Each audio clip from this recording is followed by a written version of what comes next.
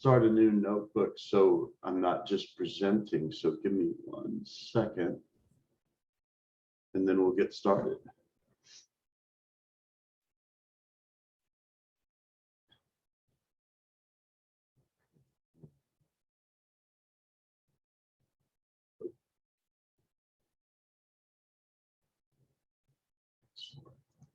All right, I'm going to share what I'm doing here and we'll get going. Excellent.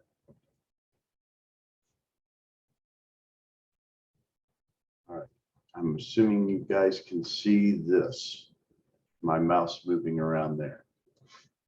Is that accurate? Absolutely, we can see you. Okay, good deal. And then I'm getting your faces rearranged here. All right. Okay. Now I already have this built, but I'm just going to retype it because I think y'all will learn better if we do it that way. And I can show you some markdown, some fun markdown while we do this stuff. So first thing is, let's just call this intro to NumPy. And by the way, if you know you're the kind of person that's going to do better to just watch. I'll be sharing the notebook with you at the end.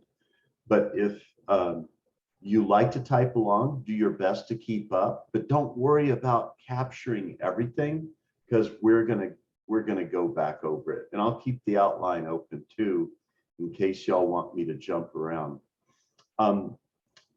Let's also put another text cell here so we can have some little sub areas. So I'm making one right under intro to NumPy, and we're just going to call this follow conventions. And it's in the spirit of when we say follow conventions, it's okay to do things the way at least as close as possible to the way the rest of the community does it, because that way we're able to communicate better. I've got a dog that wants out.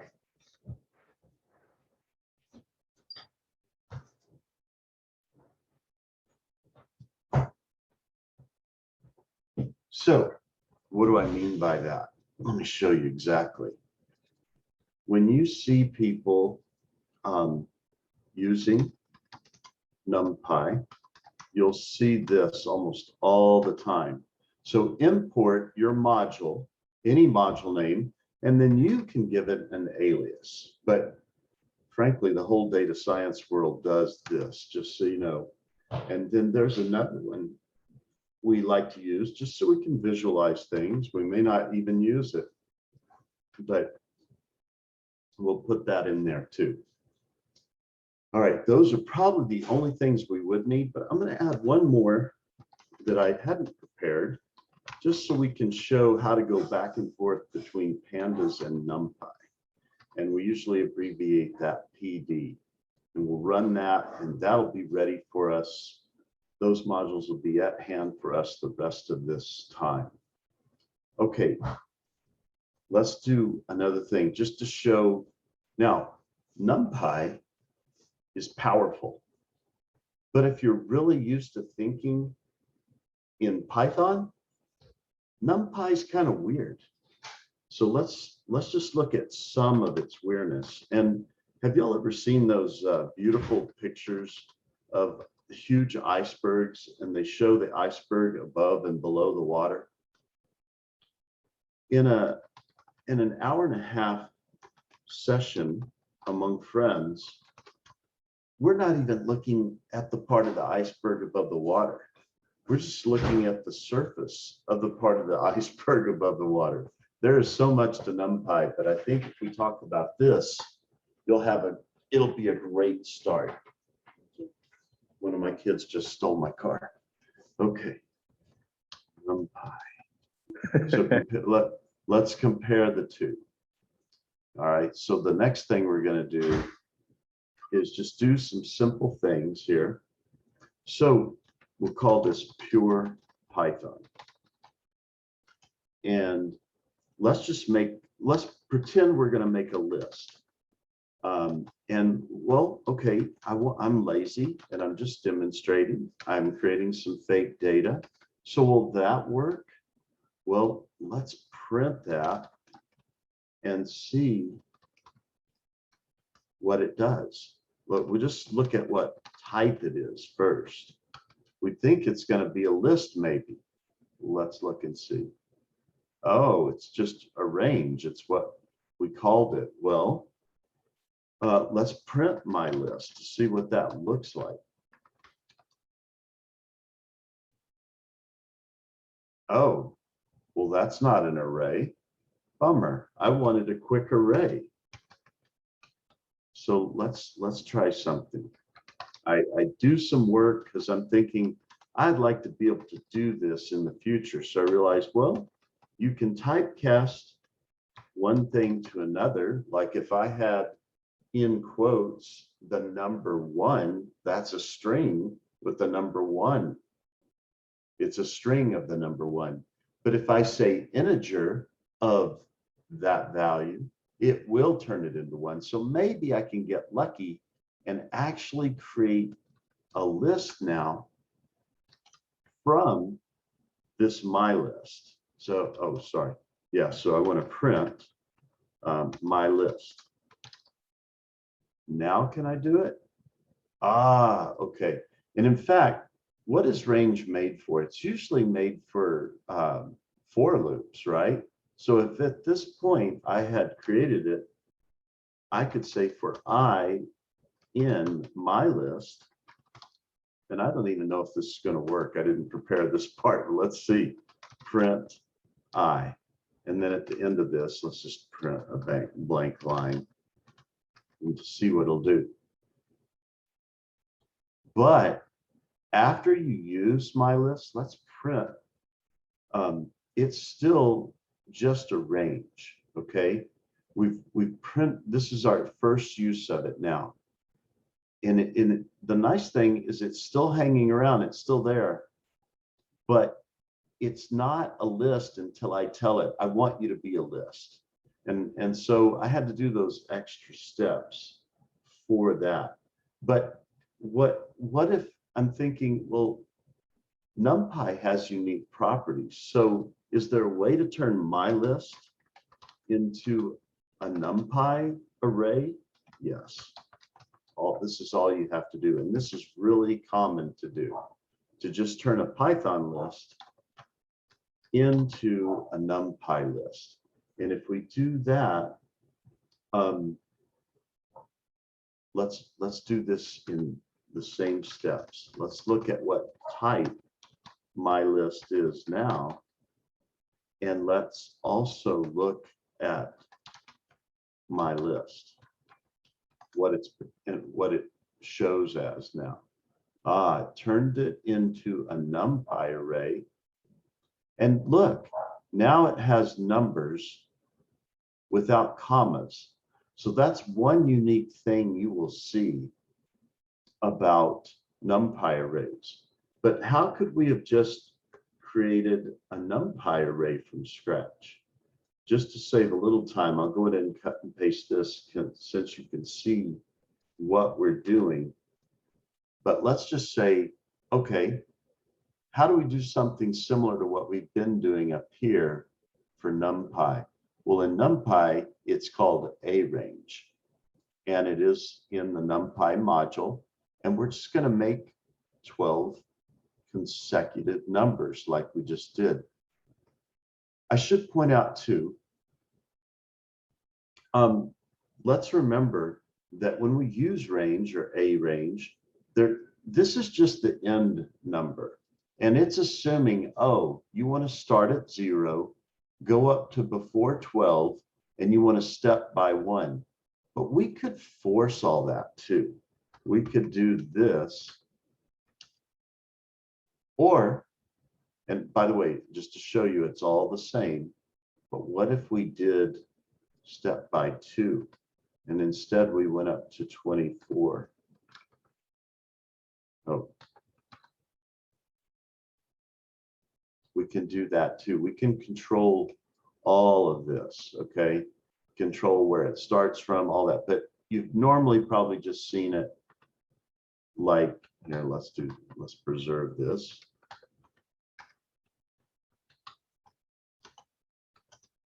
You probably just see it like this most of the time. But you can do the same thing down here. So it's start number, stop before, and step size. Hang on 1 second.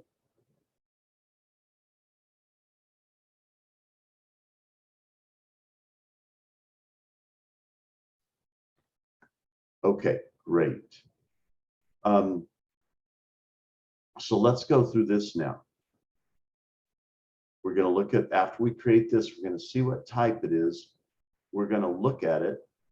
We're going to turn, now this up here, we showed how to go from a Python list to a NumPy array. But down here, we're going to go from a Python array back to a Python list. And then we're going to make sure that we did, in fact, turn it into a list and print it and see the difference. Okay, great. Here's our NumPy array. Here it is without commas. We turned it back to a Python list and we see the commas again. So that's one of the ways, if you don't print the type, that you can tell if you're looking at a NumPy array or a Python list. Okay. Well, now let me tell you, when I first discovered Python, it was over 20 years ago now. And I was doing some pretty amazing work back then, but I didn't even know data science was a thing yet. It may not have been even being called that yet. But some really cool guys introduced me to Python. I started using it. And even way back then, we still had NumPy. Well, oh, hang on. Yeah, we're just going to recreate what we just did real quick, but I meant to put some more titles work here for you. So now we're going to talk about shapes and shaping. Okay, and I did not mean for that to be in a text field. So there's an easy way to fix that. We'll just take that out of there, delete it. Code block, there we go. Okay. So I didn't really need to do this, but I'm going to create, yeah, well, I kind of did. I'm going to create my list again, but this time as a NumPy array, the cheater way. And then I'm going to just look at the shape, and I'm going to look at the type of shape. Well, you see it's got a 12 comma, and it's a tuple. Now, if you want to create a tuple, the way, well, we'll talk about that later, but basically, wow, that's interesting. We can find out the shape of an array in NumPy. Now, you can do that in Python too, but it's just a little different the way you go about it. And I'll let y'all experiment with that on your own. Or when I say something like that, y'all could say, oh no, go ahead and do it, and I'll do it. But right now, let's take my list and reshape it. We've got 12 elements, so I could reshape that to 3 by 4. Let's look at what that, oh, awesome. And, you know, up here, we should have just still printed my list to see what that was going to look like. But you got to understand, if I do this, it reshaped it back to this because it obliterated. But I'm going to say, no, reshape it again. And boom, now I have a matrix. Isn't that amazing? So it went from by the way, when it doesn't include a number here, that means that it's just a one-dimensional array, okay? But let me show you one other thing I hadn't planned to show you. My list dot reshape. In fact, I forgot to put this in my plans. If you say -1, it'll take the current dimension And then I can say also 1. Well, this will make a matrix now that's 12 by 1. So let's print that out too so we can see it. Boom. We had our original shape. It told us our shape. And then we found out what type that was, but then we reshaped it using this little -1 trip. Now, why can that be handy? You might say, well, Tom, we knew it was 12. Yeah, you could put 12 there. But in cases you don't know and you want to take just this array and turn it into a column vector, like in a matrix, you can do that directly this way, or even go back the other way to a row matrix. But here we did this reshape to a 3 by 4 matrix. Okay, now, oh, and we can do this too. Let's do this one last thing.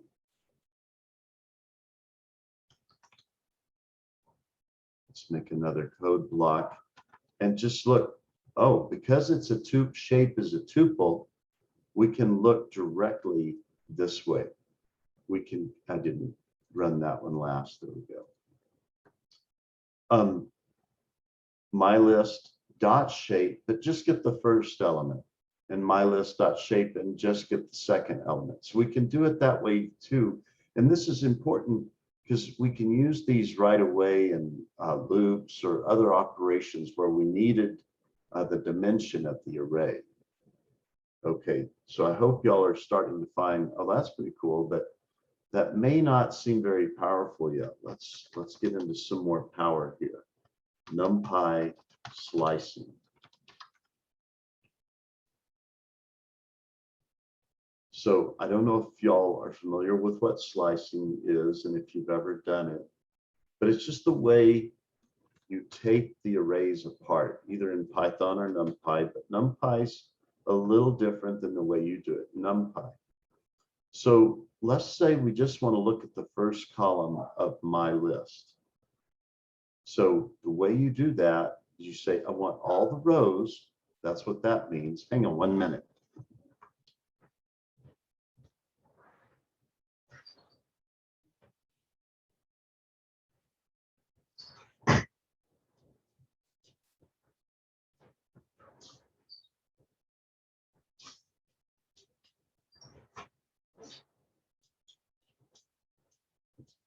Sorry, it's my animals.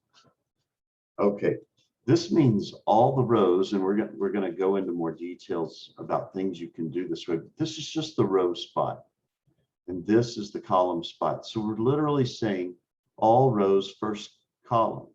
Well, what will that look like? Oh, it's 0, 4, 8, and that's what we expected. But look, it's orienting it this way. So what I can do is I can just reshape it. And boom, now it's in the shape that I wanted. And in case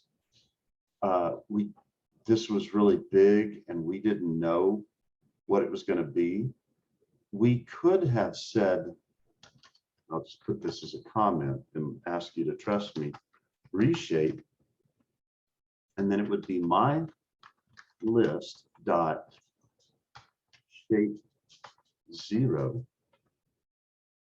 And then we would just say 1, because we knew we just wanted 1 column. So, and that would do the same thing. So trust me on that. And so we'll go ahead and put this to as 2 separate steps. So I'll just repeat that real quick, and then you can look at it both ways from here too. Oh. We'll go back to this, and then we'll make that a separate step. All right. Now, we can also do what we just saw, but on a row basis. Now, can anyone please come off mute and tell me why we would take the trouble to reshape like we're doing? And it's okay. If no one knows, that's okay. But if anyone even has a guess, don't be shy about mentioning it. Anyone? Okay, no worries. Now we're going to create an empty column array. This is just a Python array, by the way. And then we're going to say for in range mylist shape 1. What's that going to do? It's going to go through the number of columns. And so then I'm going to say this column that we're in for the loop is my list, all the rows, the current column, and then I want you to reshape it to the number of rows right here by 1. And then let's append that to the column arrays. And there's a reason we're gonna use this column array later, but let's print each one. Boom, look, it took, if you look up here, here's our original matrix. See if we can put them both on the screen. Not quite, but you can see 048, 159, 2610. Sorry, I know that scrolling's got to drive you crazy. And 3711. But if you compare them all, here's what we can do. You'll be able to see them at the same time now. Boom. Well, most of them. You can see at least 3 of them. And then remember the 3711, and there it is. So isn't that cool? And then we can do something similar with the row arrays. So let's do that. Add a code block, and we'll create an empty row array. We'll add each row that we're going to print out using the same technique, but reverse. Now I'm looking at the number of columns for this dimension and just 1 row here. And there they all are, same as before. All right. Now the reason we saved those 2 arrays is so I could show you a really cool thing that you can do as you're building up math in Numpy. And it's a vertical stacking of matrices is one of them. And it looks like this. Let's look at this real quick. Column matrices to a matrix. That's what we're going to call this thing. We're just going to call this is H stack. Now, you saw that was pretty cool. You hover over anything, and this is also a way to know if you found the right thing. But it's saying, hey, if you're going to use me, you need to give me a tuple. Well, that's fine. Oh man, I'm passing it an array. It's forgiving. It'll still do it. And look what it did. Those arrays we created up here, those columns, it horizontally stacked those back together. Now, if this had been a problem because we had a list, we could have just typecast this as a tuple, but it let us get away with just giving it a list. Okay, what if we want to horizontally stack the rows back together? Because sometimes you need to do that. So let's check that out. So we'll label our work so we can navigate it. By the way, this labeling, I encourage y'all to do it because look what we can do. Now we can quickly navigate through our notebook and tell a story too. We put descriptive text in here. You can even use LaTeX style math to create some nice equations and things. So I encourage you to get good at Markdown. There's plenty of help out there to use it. So we had those row matrices above, and sure enough, we were able to stack that back. And here are those rows we created before. All right. Well, let me do some things to just save some room as we scroll around, because we can recreate those at will now.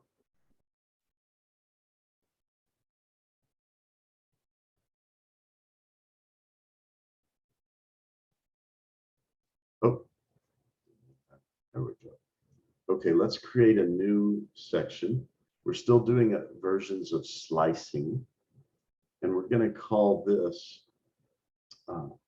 skipping around as needed. Okay. And for this, let me show you another cool thing you can do. It's pretty similar to what we've been doing though, but let's just print a bigger matrix this time. We're going to do the A range again, so we see what we're doing. And by the way, the reason I'm doing this is just for illustration. There may be, you may receive a table from Pandas, and now you convert it to a matrix, and hopefully we'll have time to illustrate that. But I'm just going to create a big matrix now, and it's all sequential as we wrap around. Now I'm going to create what I call a big sparse matrix. Now usually this isn't exactly a sparse matrix though, what I'm going to show you. It's just all zeros. If you need a zeros matrix, you can do that. By the way, another trick you can do to ready a matrix for your work, and if you've ever programmed in C, this will all make sense to you, but it may not otherwise if you've not done stuff. But Numpy is a lot like C, and it's got these special routines that allow you to do parallel math. That's why we can get away with using Python when we really need to crunch numbers fast, because Python, Numpy is really getting down to the C level with bigger routines, whereas Python uses it piece, it's still C, but it uses it piece by piece. But you can see here, we just created all zeros. I'm not sure we can even print this. Let's see if we could. We'll run it this way and see. I think it'll give, oh. Now that confused me. These should all show something other than zero, but oh well. So we'll go back to that. But the nice thing about keeping them empty, sometimes you need empty, but most of the time you can get by with just using zeros. Now, when we say sparse, usually it's a matrix that's like 95% zeros and 5% numbers or something like that. But let's transfer just some of those numbers from big matrix to big sparse matrix. Now this is going to look like magic. You remember how with a range and range we could use start, stop, and step size. Well, that's what these mean. But this one, these are in the row position and these are in the column position. And I'm not saying where to stop, because if I leave it blank, it's saying, oh, you just want me to go to the end. If I don't say zero here, oh, you just want me to start at the beginning. So what I'll do as a note for you guys is come out here and say, let's do it this way. Oh, you know what? We're going to run out of room. So I'm going to just take this to the top, or to the next line is even better. This would be start, stop, step. We're going ahead and be redundant. Start, stop, oops, step. Okay. Well, let's think about what we should expect to see. For every second row, so not all rows, just every other row, starting from zero, we're going to get a non-zero row, a row with not all zeros. And then for every column in each of those rows, we're going to see every other column value.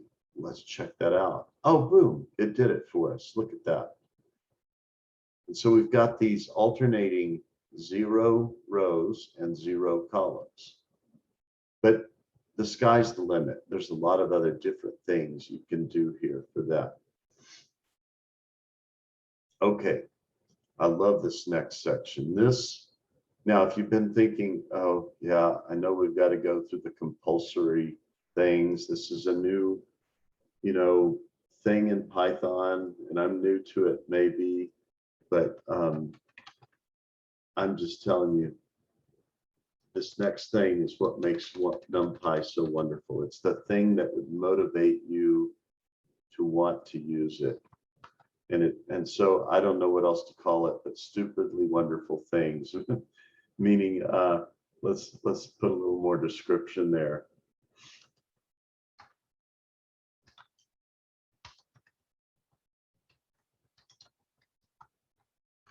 And since I have a habit of doing all words in caps, my style, I'll do it that way. There we go. Also known as math in parallel. So what do I mean by that? Well, let's create another matrix real quick. And I'm just going to say, I'm going to take my list from earlier, and I'm just going to multiply it by 2. Look at that. You remember it was all 1, 2, 3, 4, etc. I took a whole array and just said times 2. Now you can't do that in Python, pure Python. You can do it in NumPy. Oh, I wonder, wow, this is probably getting, if you're new to this, I hope you're thinking, oh man, he is not lying. This is stupidly wonderful.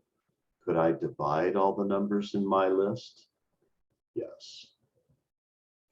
I just divided them all by 4. Well, what can I do, like really like hard functions to all those numbers? Yes. I'm using NP sign, and boom, there's the sign of all those values in my list. Oh my, this is getting stupidly wonderful. Well, if you can do sign, certainly you can do exponent, right? Because isn't sign just a series of exponent? Well, it's a series of powers, but boom, look at that. Isn't that amazing? So anything you can imagine, you're just doing. And by the way, this didn't have to be a 2-dimensional array. It could have been a 1-dimensional array. It could have been a tensor, a 3-dimensional array or higher. It can handle it. It can do it to every value in there. Why is that important? Let's say you've got a huge array that represents color values. Oh, but the routine you're using that someone else wrote for you needs 0 to 1. And this is in 0 to 256 integers. No problem for NumPy. Can convert all of that for you. Take that big tensor of 2 by 2.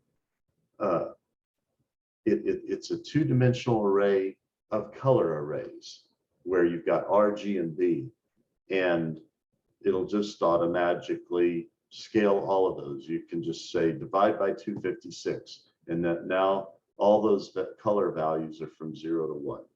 Just super important to be able to do that. All right, now let's get in a little closer. This isn't quite linear algebra yet. It's just still kind of what we just looked at, but it's array to array math operations. Okay, so what we can do with multiple arrays on each other. So I'm going to just do the first thing. I want to take double my list that we created up here. There it is. And that 4th my list, and I'm just kind of calling these funny names. They're not perfect names. We'll only be able to know them by looking at this 2nd value in the 1st row. And so you can see that I've got my 2 1/4 list, and really I should have called these arrays, but I'll let y'all rename them when you get a hold of the notebook. Well, that's cool. Obviously then, if you can do addition, I'm guessing you can do subtraction. Yes, you can. So for fun, we'll call this the 1 3/4 list, and there's our 1 3/4. Oh, well, okay. I'm guessing, and this is too good to be true, but I'm hoping it's true, that you can element by element multiply two arrays. So my half list would equal double my list times fourth my list. That's what should come out in that second element. Oh, yep. Wow. Okay, that is amazing. Okay, is it too much to hope that I can do a division? Now, a gold star to anyone that can express a concern before I hit this button. Okay, is there any volunteers? Ah, Hugo son, thank you. Going ahead. Tell me what problem you think will occur here. Okay, if you Think, run another half my list, okay, that's my list, and I want to see what my list is. well, we're going to divide by double my list. List. Now, Okay, what's in double my list? list. Okay, that's where the problem would be. If it's a vector, it's right there is the problem. right? Divide by Okay, zero yeah. error. Yes, I knew Yogita would come to your rescue. We're going to do a divide by zero. Is NumPy going to have a problem with that? Hell yeah. Sorry for my language. There's the NaN saying, hey, I can't divide by zero. And it's letting you know that. And that's awesome. All right, good deal. All right, wow. This, and it, by the way, it keeps getting better, and you'll see. All right, that is cool. But this isn't linear algebra yet. This is element by element stuff.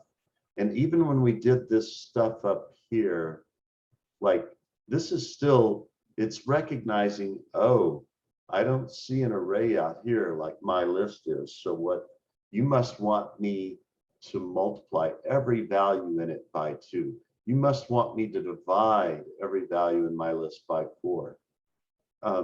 But because it can think that way, you can apply functions to the entire array instead of having to create a loop that does that. Now, the nice thing with the way list comprehension and dictionary comprehension and all that is nowadays in Python, it's really not hard to do that. But when you need to do it on big groups of numbers, it's not very fast compared to doing it in NumPy. And so that's the motive to do it in NumPy. All right, so I'm going to create a new thing, some zeros. And I'm going to do something tricky here. I'm going to create what is called a logic mask, or at least I call them that.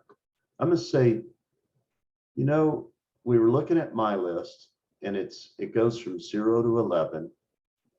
And I just want to create a new thing that's got all the numbers greater than 5, but otherwise it's a 0. Oh my gosh. Can you believe we were able to do that? That is so elegant. Look at that. Once it got over 5, it started including values. Now let's break this down, because when I first discovered this, it would take me many trials and errors to get it right until I realized, oh, here's the way to look at it. For a new thing, when my list is greater than 5, in positions where my list is greater than 5, make those values equal to my list for the elements where my list is greater than 5. You want to do it on both sides, and you want to make sure these two arrays are the same in size. Otherwise, it will have trouble casting them back and forth properly. But isn't that auto magic? Let's do the opposite side real quick. Now this, over time, this will take practice. There's other functions you can call, like all, any, where. You'll learn how to use those, but for the sake of time, we probably won't get to those. If we have time, we can try to go back to them. But I find that I don't need them very often. You might need them in some of your work, but let's do the opposite thing now. We're doing, I should have said another thing, but anyway, we can go back and forth. Now I'm just going to do less than or equal to 5, and I should see the opposite of what I just saw. And boom, there it is. Pretty cool, huh? Okay, now it's time to put on your big boy pants. And we're going to do, I hope this terminology doesn't scare you. We're going to do some basic linear algebra. Nothing too hard. I'm just going to start with the basics, okay? So don't start trembling. My I equals NumPy identity. Now, let's think about why I only had to put one number here if I'm about to create a matrix. Boom, there it is. By definition, an identity matrix is a square matrix. That is, the number of rows equals the number of columns. So therefore, I only need to say the length of the sides. Just like if you were specifying a square, the size of a square, you would only need to put in one number for that. Same principle. Now, I want to create another matrix. And we're just doing that the cheap and easy, fast way, so I don't have to enter numbers. And much like we've been doing, it's just sequential. So the reason I've created these two is so it's easy to see that things are turning out right. Who knows, if I multiply a square matrix by an identity matrix, what will I get? Using, that is, when I do true matrix multiplication, what will I get?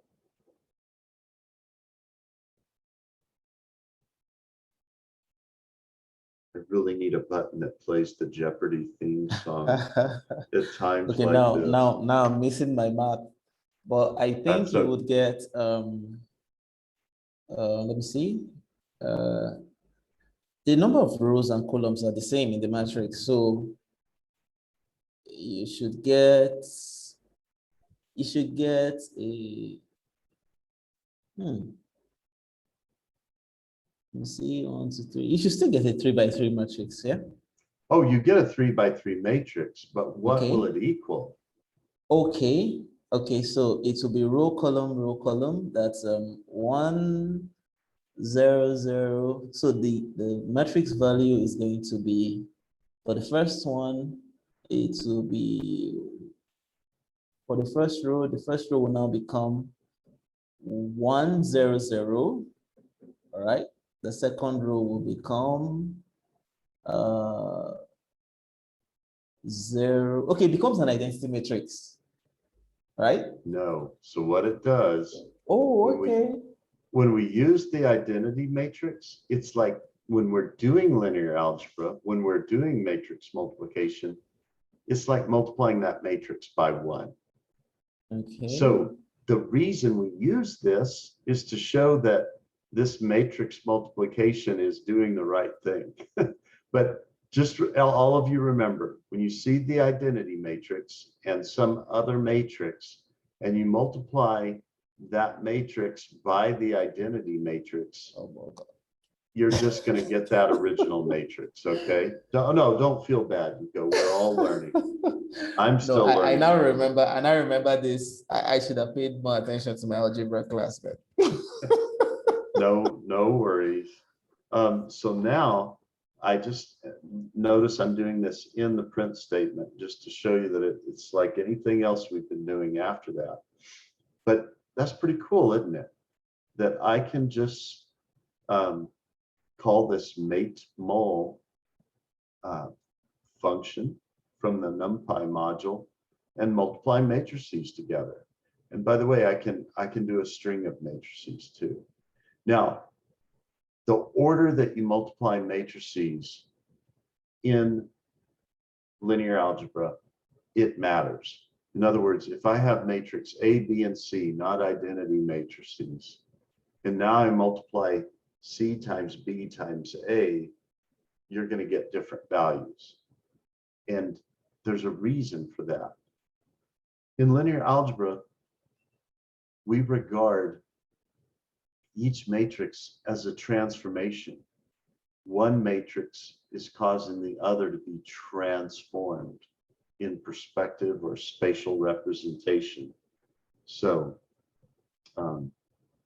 that's what I mean by that. Okay.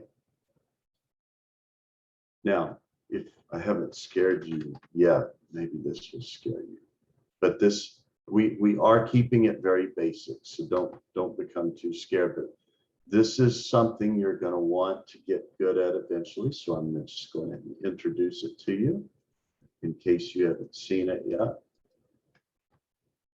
And this is at the core of what we do when we do predictive modeling. All right, first, let's just look at, I've got a matrix, my matrix, and that my matrix was right here. So we've already seen it. I'm going to do this little dot T. What does that mean? It's a quick and dirty way to transform a matrix in NumPy. You can see that that is indeed the transform of this. Now, let's just check real quick. If you want to search something like this, NumPy, I meant transpose, and I should write that, matrix.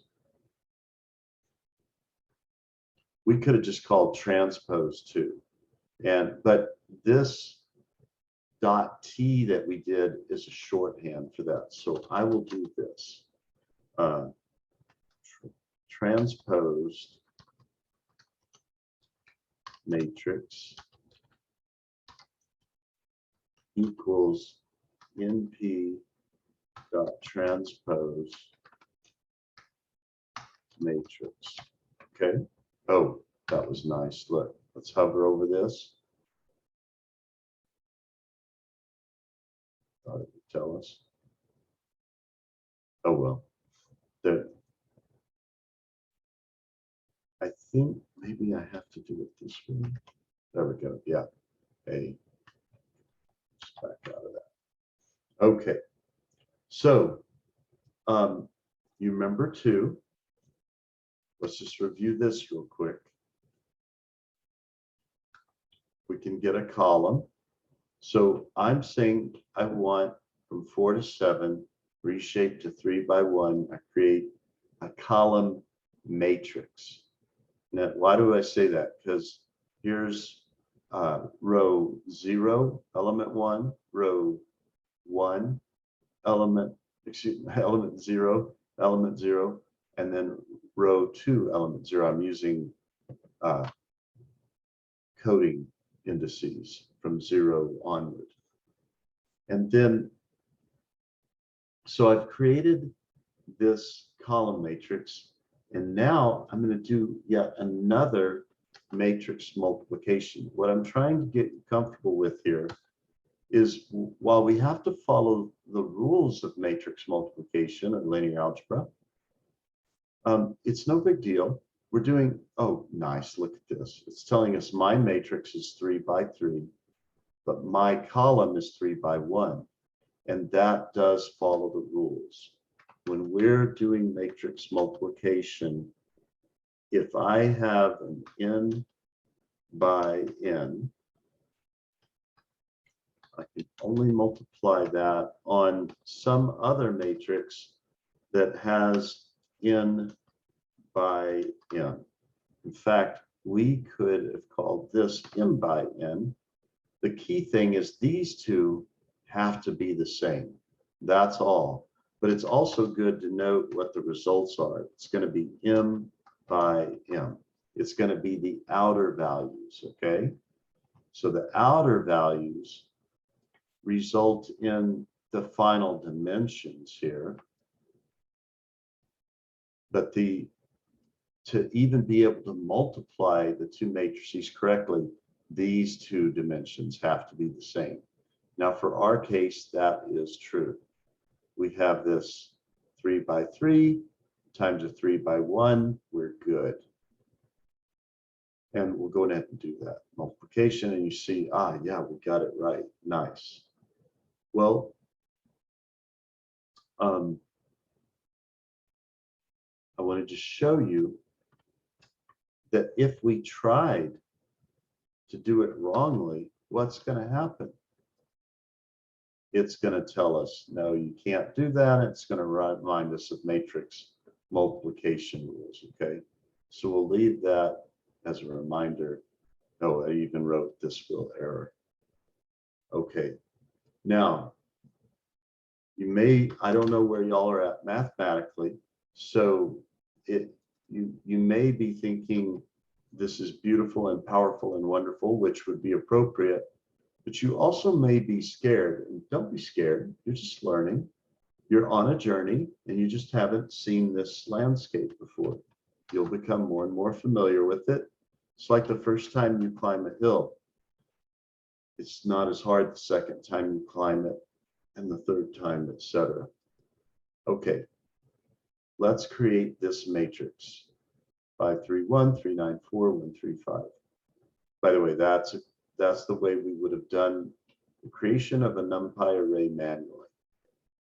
Now, I'm going to do a little funny trick here. I'm going to create a column vector, but I'm going to say, I just want a zeros 3 by 1, and then I want to add 1 to it. Boom. So it's just a quick way to create some data to practice with. Now I'm going to do what we've already been doing. And I'm going to create a, I just multiplied this one, excuse me, times this one. And I get these numbers. Okay, cool. But what if I could go backwards? Let's pretend we knew A and we knew B. And we wanted to solve for X. So basically, this is the problem of A. And I'm going to go ahead and use some markdown here instead, so y'all can see that. I think this would be an appropriate time to do this. So we'll call this system of equations. Okay. And you'll see it over here on the right, so that'll be good. I've got the A matrix. I'm going to use a little function. I don't want this to look like a dot product. And just so you can see the formatted math as we go, we'll do that. But tell you what, instead, I'm just going to use a good space so that I don't want you to think it's a dot product, so I won't do that. And then the X vector equals the B. Okay, so this is the classic AX equals B. But if we were to really solve this, what would we need to do? We'd need to say X equals A. Oh, not that. Inverse B. I didn't need this. That was acceptable spacing. Sometimes I don't like the spacing. Oh, yeah, no, I don't like that. Oh, and these really should have been a forced new line. Let's see if that will force it. Yes, it will. Good. No, I don't like that spacing for myself. So I'm going to go back to this trick to give a space. And somehow that spacing doesn't look as bad. Now understand the inverse of a matrix is quite a different thing than just taking each value inside the matrix and inverting it. It's not that at all. But I have a blog post in the literal integrated MLAI.com blog that shows you how to do this by hand, but in a numerical sense, and how to code it up without NumPy, and then even how to do it with NumPy. And I think y'all would enjoy that blog post if you want to get into those level of details. But what we're showing is this, when we find X, it's really just doing these operations up here. So let's see, oh, wow, we got the ones back just by doing that. And that is super powerful. Okay. Now, I didn't have time to plan how long this would go, but this may be fortuitous in multiple ways. Let me give you this first, though.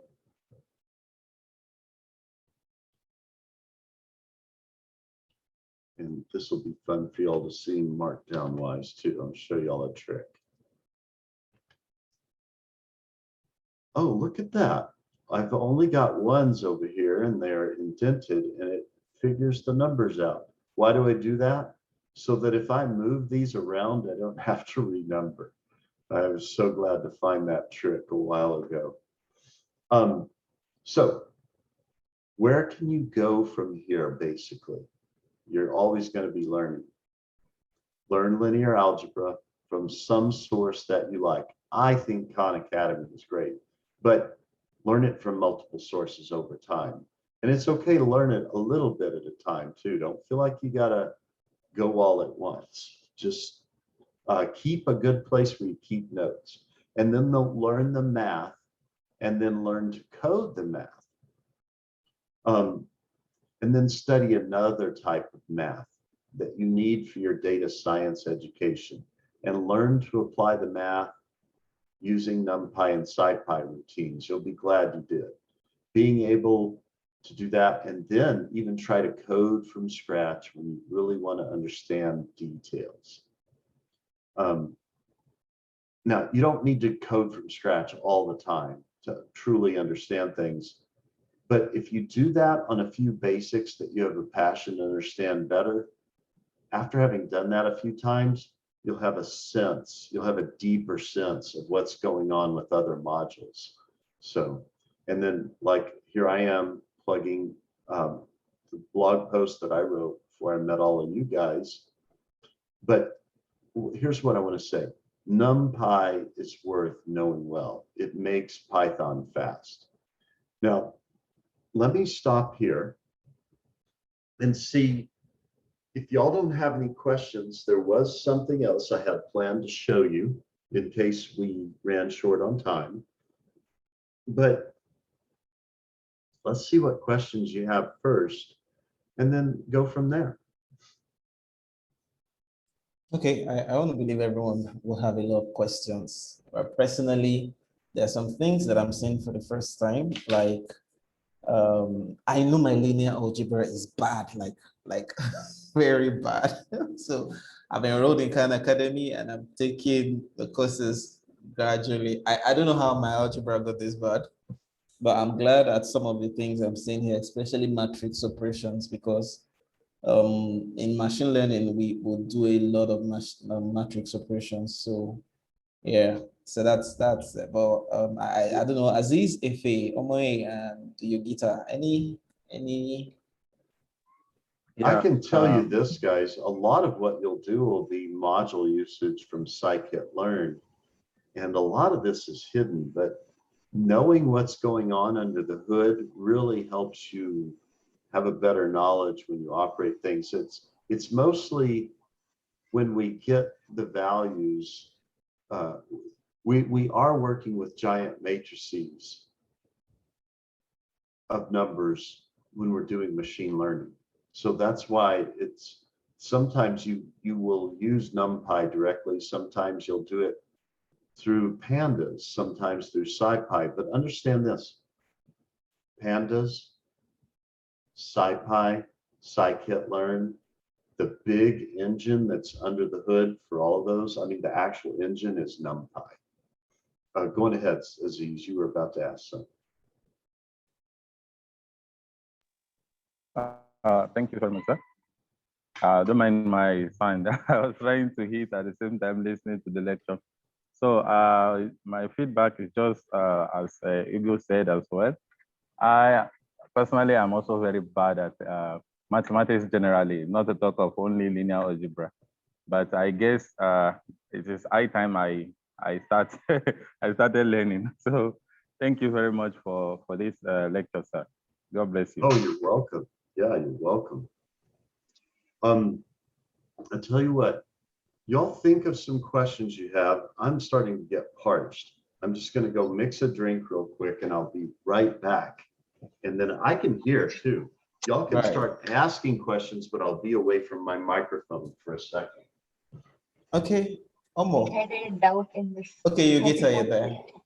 All right, Yeah. Yogi, hi. Hi. How are you doing? I'm good. Okay, great. So you wanted to say something? Yeah, I wanted to ask him, like, in the 34th cell, what exactly is happening? Because the output was something which I was not expecting it to be that. Okay, there's something that you saw, but you were not expecting, right? Yeah. I saw that too, but I'm Because sure. I never worked more with NumPy. I'm like, most of the data sets are like both categorical and features. Like NumPy is something which I'm not using. So I attended this class like, what else can I do with NumPy, and let's see how what can explore in NumPy. Yeah, that's a good point, Yugita. It's rare that, I mean, it's kind of like this.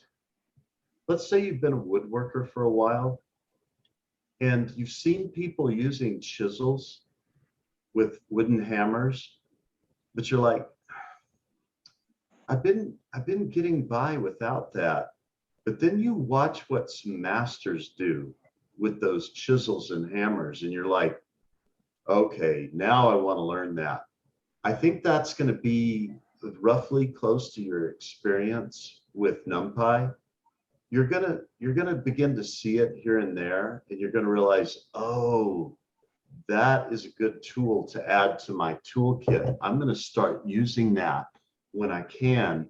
And it's like anything with our arts. You pick up a new piece of code and you're rough with it at first, but then you start using it and you're like, oh, okay, that's really powerful. You know, when you say you've got a data frame and you say dot values after it, Yes. that's turning it into a NumPy array. Yeah.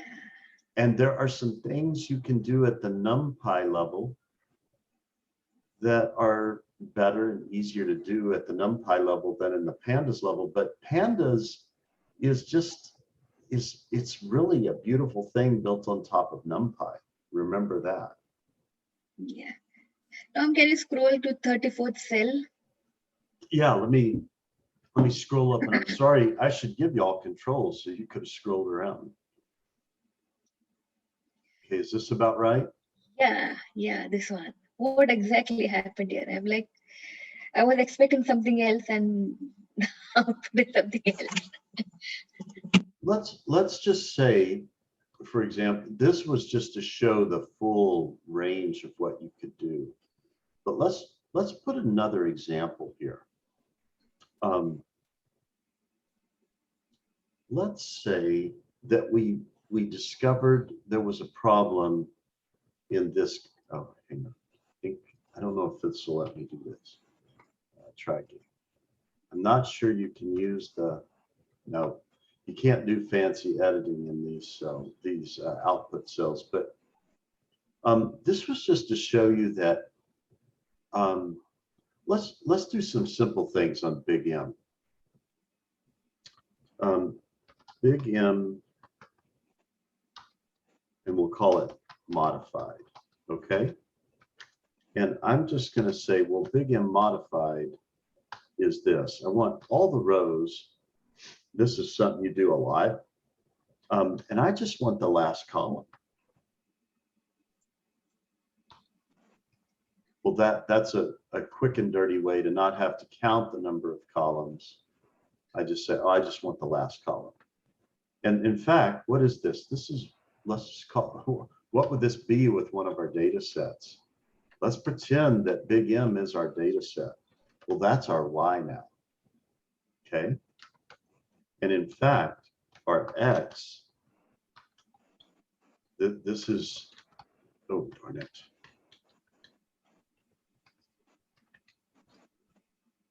Well, oh, how can I get, boom. What does this mean? All rows, really this is shorthand for this, okay? And this was the end.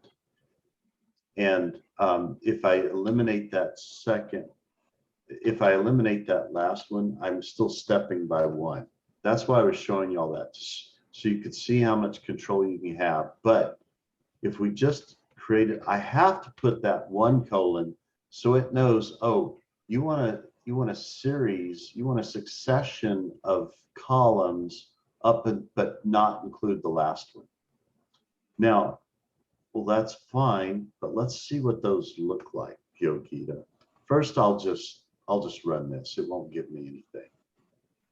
Now I want to say, oh, well, let's print X. Yep, sure enough, you see it left off that last one. And but what happens if we print Y now? And this is something important to note. Your routine may need that as a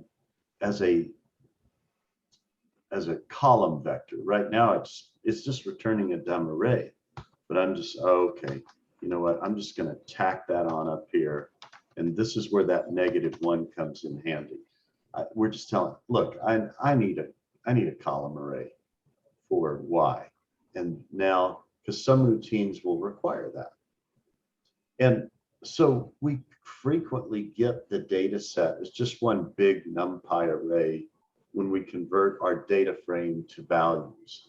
But this is how we can do this on the Pandas side or the NumPy side. And frankly, I just prefer to do it on the NumPy side, but that's because I know always both. do it on Pandas side. I get scared seeing this colon and dot. Yeah. So I always use the name like Y and whatever is the value like. I understand. But you've got to understand too, I started using NumPy 20 years ago before Pandas was even in existence. So yeah.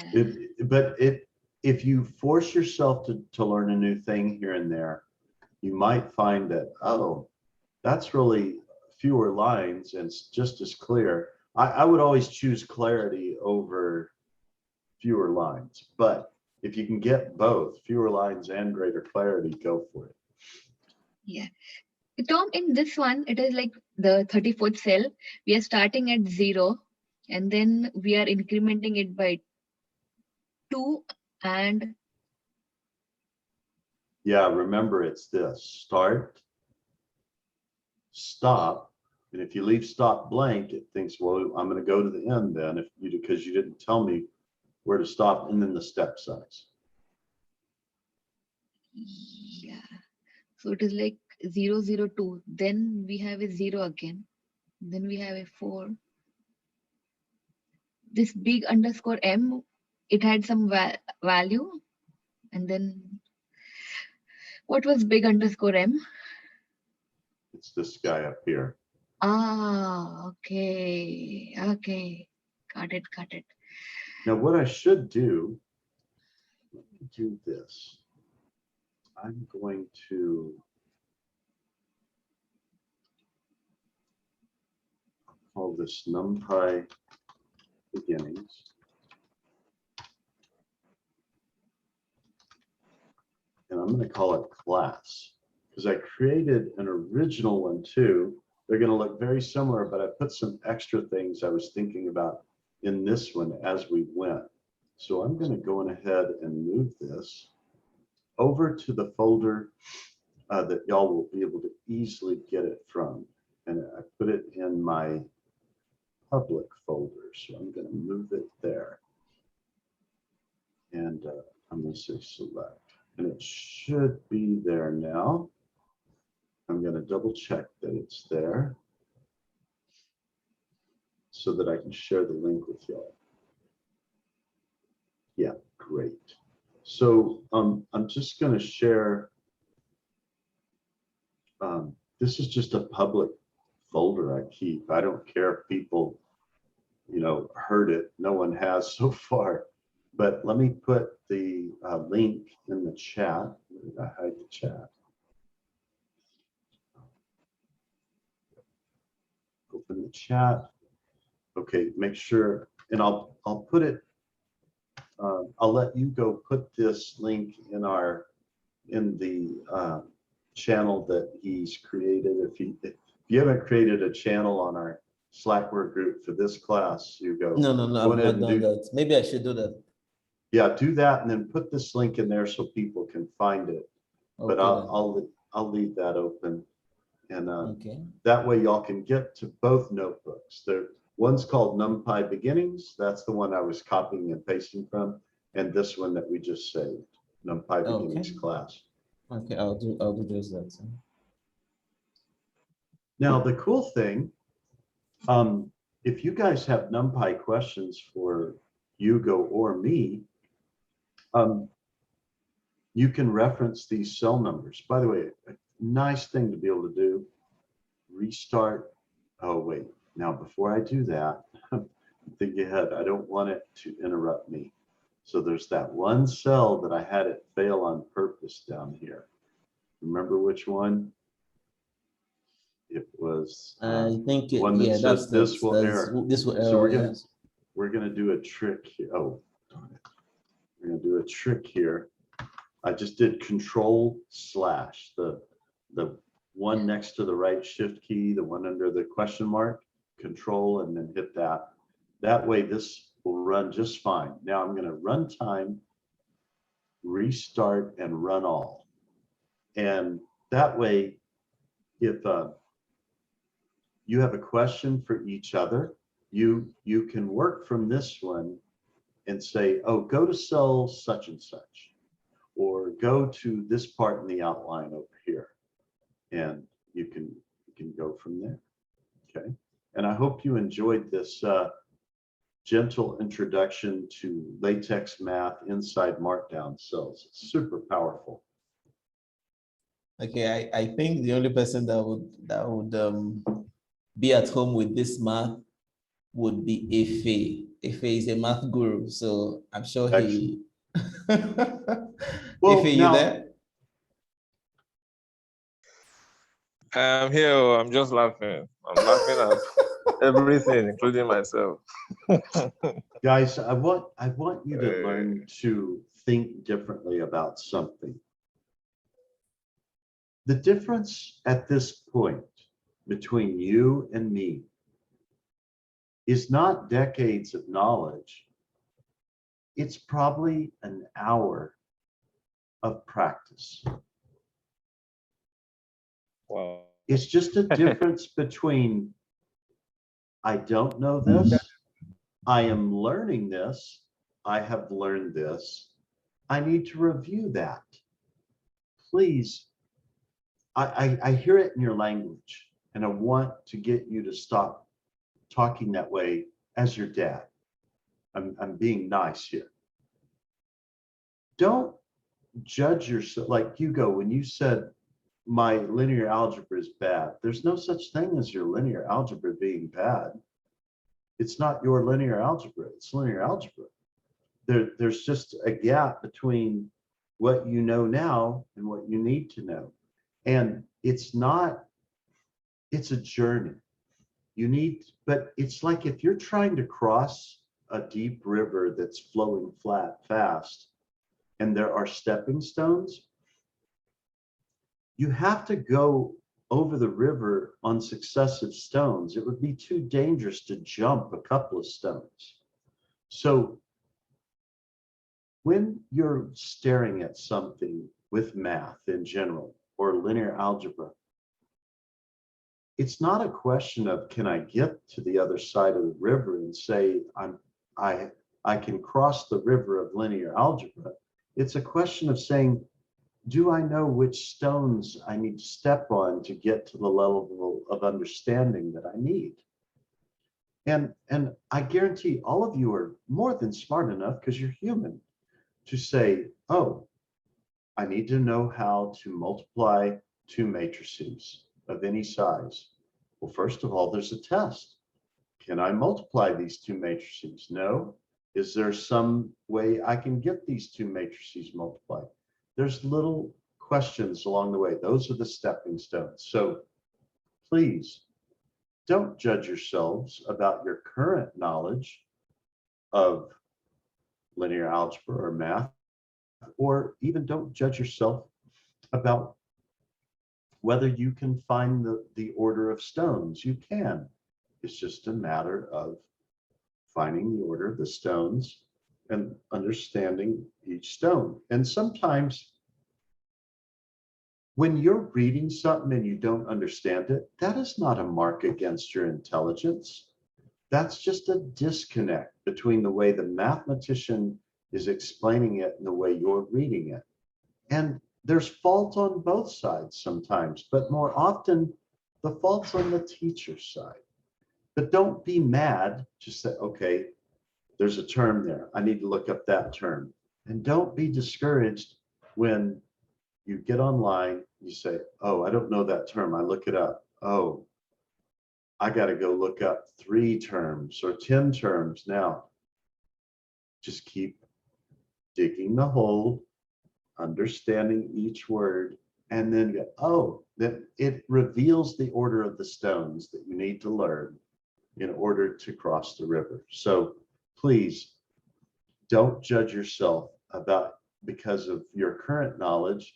Just recognize, oh, I have to find the order of the stones. It's no big deal. It just takes time. It's simple. Stepping on each stone is simple, but it's not always easy to know which order the stones are in, because it's kind of like we live in this world where the stones are presented to us all at once sometimes, and we don't know the order we should step on them. It's sad, but we do our best to help each other know. All right. I hope that helped. Perfect. That it's perfect. I know I'm going to be with my math this week and next, because I have to do better than this. All right. Well, but treat it like a hike, okay? Treat it Right. like a journey. Enjoy the journey. Enjoy learning each of the steps, and keep if you keep your own notebooks like this and improve them over time, you'll be so glad you did it. Make sure you keep them in a place where you can find them. The beauty about Google being so kind to the world with sharing Colab, and by the way, I'm not using my computer to run this stuff. I'm using the Google servers to run this stuff. They've never charged me a penny to do this. And I'm sharing it with you all across the world. So think about that. Yeah. And that wasn't this bad before, but lack of practice. And I knew when you want to multiply a matrix, you have to make sure they have the same number of rows and columns. And then you can multiply a row vector and a column vector. I just forgot most of those things, like multiply, when you multiply a matrix by an identity matrix, it returns the matrix itself. Like, I just forgot practically all of them because of years of lack of use. So I think that's what I'm going to now have to work on. I'm going to now have to work on how to keep using these things on probably like a daily basis or more frequently, so that I don't forget them again. I think that's basically my problem. But I know let me point something out to you there. Let's say you take any art, data science, piano, violin. If you could identify the greatest 10 masters in the world at any art or a group of arts, you know what you would discover, Hugo? The people who not only consistently practiced and reviewed basic principles, and thought about them, but enjoyed doing it. Think about that. That I'm pretty sure that's what you would find in every case. And with Right. that, I will see y'all at Tech Time Chat. I hope all of you can come, but no pressure. I gotta sure. see y'all there. I Sure, hope Doc. y'all enjoyed this. And oh, excellent, Gita. Yes, that looks fun because math is fun. All right. right, Capture that chat, and then before I hit the stop. Well, I can Okay, stop sharing. I've done that then. Yeah, great. Okay, good. Right. And then, yeah, if you've captured the chat with those, and you can create that channel because you're an admin, and then I'll Okay. see y'all at Tech Time Chat. Take care. All right. Thank you very much, Dad. You're welcome.